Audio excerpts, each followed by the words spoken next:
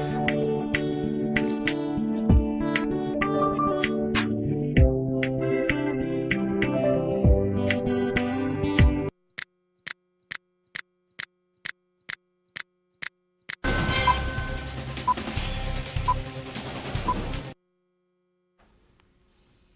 bonjour, questions-réponses, ça se passe dans le studio 210 et nous sommes sur la télévision nationale congolaise. Questions-réponses avec Auguste Balandamio, phytothérapeute, et avec lui nous allons parler de la stérilité masculine, la stérilité féminine, la stérilité, comme on dit, chez l'homme et chez la femme.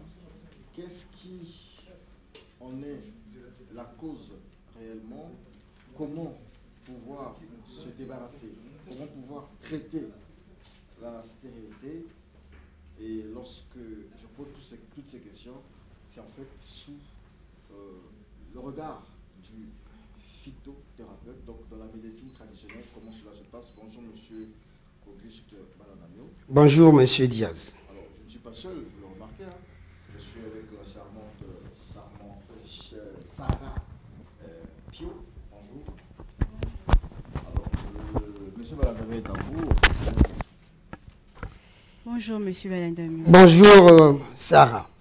Alors, la stérilité qui est définie comme l'incapacité pour des êtres vivants à se reproduire et à procréer. Monsieur Balandamio, en tant que phytothérapeute, qu'est-ce que vous en pensez de cette définition? Effectivement, votre définition est la bonne. Ce que nous savons qu'en médecine traditionnelle, la médecine traditionnelle ne peut pas travailler seule. Il est toujours en harmonie, en synergie avec la médecine conventionnelle.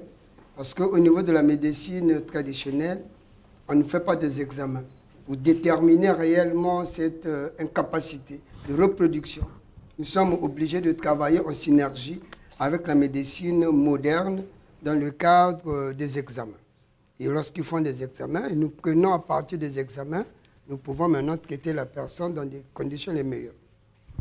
Donc, monsieur Balandamio, lorsque les patients viennent auprès de vous, c'est après s'être déjà examinés, si nous comprenons. Lorsque des patients, que ce soit l'homme ou la femme, viennent me parler de la stérilité, la première question que je vous pose aux patients, est-ce que vous avez déjà fait un examen qui prouve que vous êtes stérile? S'il n'a pas encore fait un examen, je lui prescris un bulletin d'examen. Et je lui dis d'aller à la disposition de la médecine moderne, dans des cliniques. Aujourd'hui, je peux me dire merci parce qu'il y a beaucoup de cliniques aujourd'hui à Brazzaville qui reçoivent mes patients pour aller faire des examens. Et quand vous revenez avec les résultats de votre examen, je prends en compte ce que mes confrères ont écrit et je vous mets à vous traiter. On vous rappelle le numéro 04 419 07 22, 04 419 07 22. Vous pouvez donc réagir si vous avez justement des contributions, des témoignages, sinon des questions autour de la stérilité féminine ou masculine. Le phytothérapeute, j'allais dire l'apôtre, mais il n'en est pas, il n'est pas apôtre, le phytothérapeute va vous répondre. Alors, monsieur Balandamio, qu'en est-il des causes de la stérilité? Et les causes de la stérilité chez l'homme et chez la femme, il y a des microbes, il y a des tumeurs. Il y a l'absence également des spermes. Vous avez les spermes, mais sans spermatozoïdes. C'est là, à ce niveau-là, qu'on parle de l'azo-oligosperme.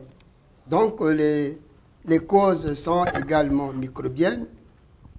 Et également, quelque part, on peut également utiliser l'Afrique, parce que l'Afrique existe. Il y a également l'Afrique qui peut intervenir. L'Afrique, c'est quoi? Quand je parle de l'Afrique qui peut intervenir, justement que nous, en tant qu'Africains, nous avons notre état d'esprit. Donc, dans le monde obscur, ils peuvent également intervenir dans le cas de la stérilité.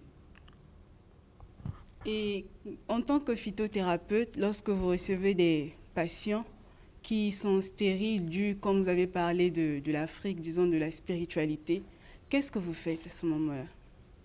Une femme, quand je constate, monsieur, vous avez un problème africain, je rentre dans l'africanisme.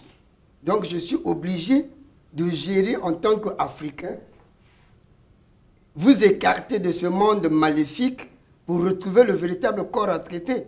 Parce qu'à un moment donné, quand je prends un exemple, vous avez beaucoup de maris de nuit et que votre mari ou votre femme devient un être satanique. Mais il faut d'abord écarter cet être satanique, vous allez retrouver l'être normal, que vous allez traiter pour le mettre sur le terrain national. Ce que j'aimerais comprendre, c'est un patient vient, c'est un lambda, il arrive, il remarque que voilà, il ne fait pas d'enfant, Oui. que ce soit une femme ou un homme. Mais vous, comment vous arrivez à déterminer que la cause est spirituelle ou que la cause est peut-être due, la cause c'est certainement une maladie quelconque? Lorsque la personne vient dans le dialogue, la personne s'expose. La première question que je vais lui poser, est-ce que vous avez fait des examens pour prouver que vous êtes stérile? Il me dit non, je n'ai jamais fait des examens. Je le mets à la disposition de la médecine conventionnelle pour aller faire des examens. Lorsqu'il revient avec les examens, je peux lui poser d'autres questions. Savoir, est-ce que durant votre vie, est-ce que vous êtes passé par des maris de nuit ou par des hommes de nuit? D'accord, on va prendre cet appel peut-être. Bonjour. Oui, allô, bonjour. Vous êtes en direct de Télé Congo. Le phytothérapeute vous écoute. Oui, je me présente. Moi, c'est M. Boissa. Je suis... Allez-y rapidement s'il vous plaît. On a un problème de temps. Ok, merci beaucoup. Bon, ma question s'adresse à monsieur le phytothérapeute. Au fait, il a dit qu'au niveau de sa clinique traditionnelle, là-bas, il ne peut pas faire les examens pour identifier que quelqu'un est stérile. Maintenant, je voulais savoir, ceux qui sont par exemple dans les villages un peu plus reculés, là où il n'y a pas de clinique et autres, les tradithérapeutes, là, comment est-ce qu'ils font pour identifier que la personne a tel niveau de stérilité ou autre? Parce que dans les villages, il y a ceux qui diagnostiquent cela et font les traitements.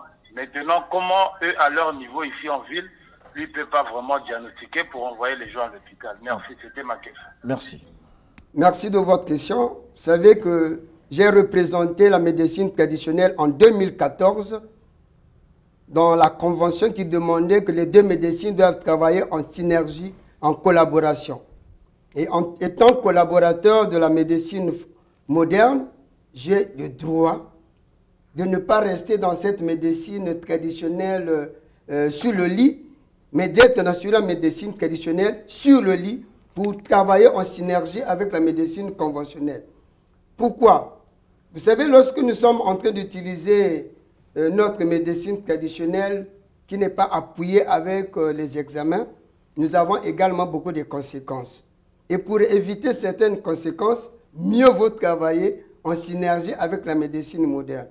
Ceux qui sont au village, je vous ai dit ici et que chacun de nous doit recevoir un don.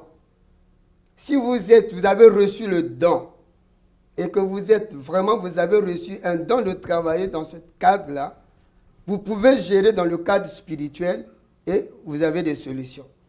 Il y a certains cas qu'il faut obligatoirement passer par la médecine conventionnelle. Je veux donner un exemple palpable.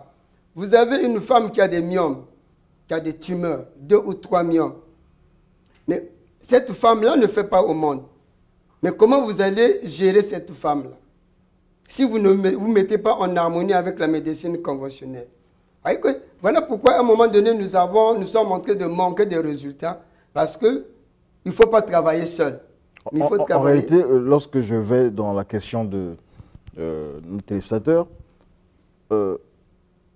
justement, on se retrouve dans un village enclavé où il n'y a pas de laboratoire, où en fait, on ne peut pas diagnostiquer. Il n'y a que le nganga, donc il n'y a que le tradit praticien. Est-ce que là, en réalité, est-ce que ce n'est pas un danger? Parce que le malade reste à la merci d'un nganga, d'un féticheur, d'un tradit praticien, mais qui, dans un autre contexte, peut tomber sous le sceau du charlatan, parce que lorsque même la cause sera biologique ou naturelle, due à une maladie, lui dira que c'est le sorcier. Ou c'est les maris de nuit, sans preuve. Oui, mais voilà pourquoi j'ai toujours dit, nous avons toujours l'habitude de dire qu'il faut faire très attention, parce que lorsque vous recevez un malade et que le malade est avec vous, il faut beaucoup diagnostiquer, il faut beaucoup parler avec lui. Parce qu'il y a des éléments qu'ils peuvent utiliser qui ne sont pas dans les normes et ils vous mettent dans des erreurs. Voilà pourquoi on se retrouve à un moment donné au niveau de la médecine traditionnelle. Nous manquons des opérations, nous n'arrivons pas à avoir une suite. La médecine traditionnelle, c'est limité en fait. De part et d'autre. La médecine limité. traditionnelle est limitée, la médecine moderne également est limitée. Quelles sont les limites de la médecine moderne dans le cas, le cas présent, le cas évoqué par ce téléspectateur? Je vais donner un exemple palpable. Vous savez, nous en sommes en médecine moderne. Il y a des solutions qui se passent en médecine moderne qui n'arrivent pas. Ils sont obligés d'interpeller la médecine traditionnelle. Voilà pourquoi la médecine traditionnelle est la porte d'entrée de la santé. Dans notre documentaire, le docteur Koubaka avait même reconnu qu'au niveau de la médecine moderne, ils ont des limites, et au niveau de la médecine traditionnelle également, ils ont des limites. Mais le fait que nous allons travailler en synergie, c'est là où nous allons sauver beaucoup de patients. Alors, moi, je vais dans les limites de la médecine traditionnelle. En fait, à mon avis, je vais creuser dans le sens où vous êtes limité parce que vous ne pouvez pas déterminer, faire des diagnostics réels. Lorsque nous avons, je prends, la médecine traditionnelle n'a pas d'échographe. Alors, l'échographe détermine à une femme qui a des tumeurs, quelle est la grosseur du tumeur et l'emplacement des tumeurs. Or, avec la médecine moderne, la médecine traditionnelle, on n'a pas. Nous disons, nous allons seulement dire, bon, écoutez, je peux donner des antibiotiques. Après les antibiotiques, je peux maintenant créer la reproduction. On n'arrive pas à comprendre quelle est la position exacte de ce tumeur. Alors, ce que moi je peux donc comprendre, c'est que le rôle, la mission de la médecine traditionnelle, comme on le dit en ce moment, ne devrait se limiter qu'au traitement. C'est-à-dire que vous ne devriez pas faire des consultations et pas de diagnostic. Laissez les gens aller à l'hôpital. En ce moment-là, lorsque la personne a un diagnostic de l'hôpital, on peut aller consulter un médecin pour le traitement. Est-ce que ce n'est pas mieux comme ça? Je vous ai dit, les deux médecines doivent travailler en synergie. Il y a, au niveau de la médecine, maintenant que je vous parle, par exemple, j'ai au moins 3 ou 4 médecins qui m'amènent les malades. D'accord. On va prendre cet appel. Bonjour, bonjour, on vous écoute. Allô? Oui, bonjour, vous êtes en direct de Studio 210, on vous écoute. Bonjour. Allez-y, posez votre question. Bon, ma question c'est, je voulais savoir, est-ce que... oui, je suis M. Urbain Akitele. Ma question c'est de savoir, est-ce que cette maladie-là, dans certains cas, est héréditaire? D'accord, il va vous répondre. Est-ce que, voilà, ça, on peut hériter ça de quelqu'un, la stérilité? Non, la stérilité n'est pas héréditaire. Je vous ai dit, la stérilité, dans un autre sens africain, peut être une malédiction. Donc, quand c'est une malédiction, donc c'est créé par la main noire. Donc, il n'y a pas un problème d'être hérédité. C'est là où j'ai parlé de l'Afrique. L'Afrique et ses mots. Mais dans le cadre normal, on ne peut pas hériter la stérilité si vous n'avez pas une présence des microbes. Je prends un exemple de microbes. Lorsque vous avez déjà la varicocèle, avec l'homme, c'est comme des trompes bouchées. Et vous avez des trompes bouchées. À la femme, on est obligé de souffler. Et avec l'homme, on est obligé d'intervenir. Et quand vous n'allez pas faire des enfants, qu'est-ce que vous allez dire? C'est une malédiction. Mais il faut également, voilà pourquoi la présence de nos confrères est tellement intéressante. On va prendre cet appel. Bonjour. Bonjour, vous êtes en direct, là, le phytothérapeute vous écoute. Bonjour, posez votre question s'il vous plaît. Allô, bonjour. Oui, on vous écoute, vous pouvez poser votre question et vous présenter si vous voulez. Oui, je suis M. Naki depuis Penoir. Allez-y. Bien, merci. je veux poser la question à M. Balandamio. Je veux connaître une femme qui est atteinte de... Allô? On vous écoute, allez-y s'il vous plaît. Une femme qui est atteinte de myomes, reconnue à l'hôpital, découverte à l'hôpital. Est-ce qu'il y a la possibilité de la soigner? D'accord, ok. C'est ce qu'on parlait tout à l'heure du traitement. Voilà, oui, lorsque vous allez à l'hôpital, voilà pourquoi on vous a dit que les deux médecines doivent travailler en synergie. Lorsque vous allez à l'hôpital, on constate que vous avez des myomes. Si vos myomes sont disponibles au niveau de la médecine traditionnelle, on vous traite.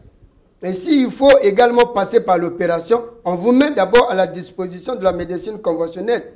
Il y a des myomes qui sont disponibles à la médecine conventionnelle, il y a des myomes qui sont disponibles à la médecine traditionnelle par rapport au volume.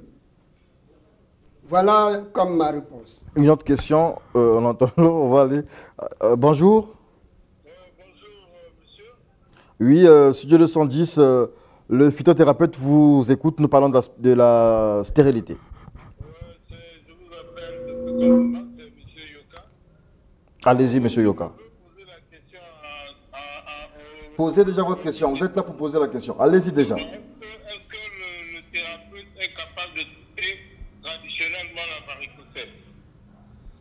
C'est une question qu'il avait déjà abordée, mais il va peut-être vous donner des précisions. Est-ce que vous pouvez gérer médicalement la varicocèle, le traitement de la varicocèle, contre la varicocèle? Oui, mais voilà pourquoi je vous ai dit, il faut d'abord passer par la médecine moderne. Si vous avez votre cliché de la médecine moderne, vous venez, nous allons vous gérer. Parce que je vous ai toujours dit, la médecine traditionnelle est la porte d'entrée de la santé.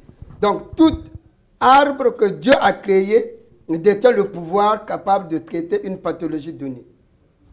Monsieur Balandamio, revenons un peu aux causes. Nous voulons parler des femmes. Lorsque les femmes font des bains intimes à partir des tisanes, des plantes qu'elles achètent au marché, est-ce que cela aura aussi un lien, pourrait entraîner la stérilité? Vous savez, je vous ai toujours dit, et je le redis toujours, même en lingala, je le dis, ils doivent laisser les baka-baka. C'est-à-dire de s'introduire ce qu'il ne faut pas introduire. Il y a des principes actifs dans certaines plantes qui détruisent la colle de la femme. Et la femme s'expose à une pathologie encore plus sévère. Donc, ils doivent, mieux vaut, aller faire des examens de PV antibiogramme. Les femmes, vous évitez de faire vos PV antibiogramme pour aller vers le marché, acheter les plantes. Chez vos collègues, ils vont acheter ça chez vos collègues? Non, j'ai dit, oui, chez nos collègues. Parce qu'eux, ils sont les herboristes. Les herboristes, c'est leur rôle. Mais les herboristes ne sont pas les phytothérapeutes. Voilà la différence est là. D'accord. Donc, quand vous allez acheter chez les herboristes, quelles sont les conditions? Est-ce qu'on doit acheter ou pas? Dans les normes, chacun de nous est responsable de ses actes. Non, vous conseillez ici, on vous suit. On oui, vous regarde. Mais ce que je est-ce peux qu'ils doivent demander, acheter ou pas? Ce que je veux demander à ces femmes, c'est d'aller voir les médecins, aller voir les spécialistes qui peuvent leur donner des plantes capables, s'il faut faire des bains intimes, il sera, voilà la plante là, la plante peut faire un bain intime. Ah, c'est certainement une dame qui nous appelle, qui fait peut-être des bains intimes. Bonjour, c'est un homme. Bonjour. Bonjour. Oui, le phytothérapeute vous écoute.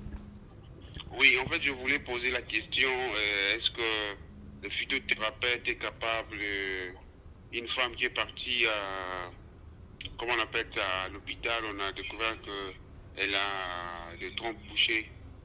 Est-ce qu'il peut le traiter en combien de temps aussi? Donc voilà ma question. D'accord. Oui, si on arrive, nous arrivons. Combien de mois par exemple? D'accord. Vous savez, on n'a pas un problème de mois. C'est comme quelqu'un a une blessure, je ne veux pas me dire qu'en 2 jours, votre blessure va sécher. Donc, il faut avoir la patience. Si vous avez la patience et votre foi, soyez-en sûrs que lorsque la médecine traditionnelle qui détient des vertus capables de traiter toute pathologie confondue, nous allons, au lieu de passer par des soufflages, nous avons des bains et spécialités qui vont permettre à votre femme d'avoir des trompes qui étaient bouchées, retrouver des trompes dans les normes. C'est comme à la varicocèle. La varicocèle qui était des canaux bouchés, nous avons toutes les possibilités de les remettre en conditions normales. D'accord, on prend encore cet appel. Bonjour. Bonjour. Bonjour, l'apôtre vous écoute. Oh là là, le phytothérapeute vous écoute. Bonjour, monsieur le journaliste. Oui, bonjour, mon frère. Bon, j'ai une. Moi, c'est monsieur Ompa Roger depuis Ngo. Allez-y, posez votre question, s'il vous plaît. Oui, ma question est la suivante. Bon, je n'ai pas une question. Moi, j'ai tout juste une remarque. Notre médecin là vient de dire qu'il n'a que en médecine traditionnelle, il n'y a pas de consultation, on ne fait pas des examens. Les examens sont faits seulement au niveau de la médecine moderne. Moi, je tiens à lui signaler que les médecins traditionnels sont d'office d'abord des voyants. Pour être un bon médecin traditionnel, il faut être un voyant. Ah, lui, il n'est pas voyant. Ils font d'abord des consultations traditionnelles, ils font des examens traditionnels aussi. Ils consultent leurs ancêtres, leur esprit, avant d'attribuer, de donner un traitement à la personne. Lui, quand il nie carrément qu'en médecine traditionnelle, il n'y a pas de... C'est ça ce que je voulais lui dire. Merci beaucoup pour cette intervention pertinente. Il va réagir. Moi, c'est M. Ompa. Monsieur Ompa, merci. Monsieur Ompa, j'ai dit ceci. Ils vous font face à face. Hein. Monsieur Ompa, je vous dis ceci. En médecine traditionnelle, il y a, si vous êtes investi, quand vous êtes investi par Dieu, c'est-à-dire vous êtes voyant, vous avez cette capacité de le gérer. Mais dans le cas contraire, la meilleure méthode, c'est de passer par la médecine moderne pour faciliter le travail. Lorsque vous dites, vous restez dans votre esprit traditionnel, c'est ce qui fait que la médecine conventionnelle ne vous prend pas au sérieux. C'est compliqué là. Voilà pourquoi à un moment donné, je vais vous dire, le 31 là, c'était la journée africaine de la médecine traditionnelle. Est-ce que vous avez vu le Congo fêter cette journée? Et les gens se posent la question, qu'est-ce qu'on va dire? Parce qu'à un moment donné, on veut toujours rester là où nous sommes. Nous devons changer, nous devons évoluer. Nous devons travailler en harmonie avec la médecine conventionnelle. C'est pour le bien de la République. Si vous avez votre connaissance traditionnelle, vous le gérez selon votre conviction. Voilà ce que je veux vous dire. Merci beaucoup, Monsieur Auguste Balandamio. C'était le dernier appel, mais qui marque aussi la fin de cet entretien. Sarah Pio, Auguste Balandamio. Un rappel de contact, peut-être pour continuer à discuter avec votre contradicteur là-bas. Il doit être à Ouesso, il est à Ouesso. Bien, mais pour tous ceux qui veulent passer par moi, par le phytothérapeute Auguste Balandamio, pour ceux de Brazzaville, je suis à l'arrêt pharmacie de Mukondo, sur le goudron. Le numéro de contact, c'est le 06 695 35 20. 06 695 35 20. L'Airtel ou le WhatsApp, c'est le 05 526 15 07. 05 526 15 07. Pour ceux de Pointe-Noire, je suis à Siafoumou, à l'arrêt Lac. Le numéro de contact de Pointe-Noire, c'est le 06 le 913 01 55. Pointe-Noire, 06 913 01 55. Je vous remercie. Merci, Monsieur Auguste Balandamio. Nous allons maintenant recevoir Maître Anaël, le temps du jingle.